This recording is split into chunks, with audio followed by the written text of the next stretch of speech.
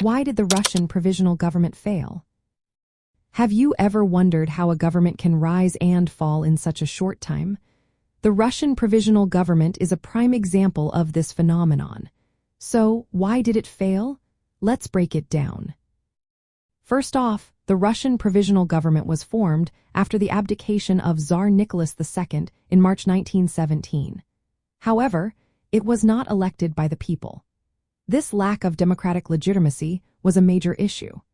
The government postponed elections for a constituent assembly, claiming the ongoing were made immediate elections impossible. This delay left many Russians feeling that the government was weak and unrepresentative.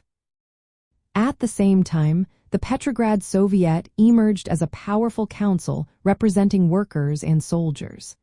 This council gained popular support and often acted as a rival authority, which further weakened the provisional government's position. Another significant factor was the government's decision to continue fighting in World War I. This choice was deeply unpopular among the population. The war was causing massive casualties and economic hardship. Many soldiers, workers, and peasants wanted peace. The ongoing war drained resources and morale, leading to desertions and strikes that destabilized the country. The provisional government also failed to address critical social issues, particularly land reform. The majority of Russia's population was made up of peasants who wanted land redistribution. Although leaders from the Socialist Revolutionary Party in the government supported land reform, the cabinet as a whole hesitated to act decisively. They insisted on waiting for the Constituent Assembly, which led to peasants seizing land illegally. This fueled rural unrest and undermined the government's authority. The food shortages caused by grain requisitions without land reform worsened urban hardships and increased worker discontent. The government was politically fragmented and struggled to form a stable coalition. It consisted mainly of liberals and moderate socialists, but faced constant challenges from more radical groups like the Bolsheviks.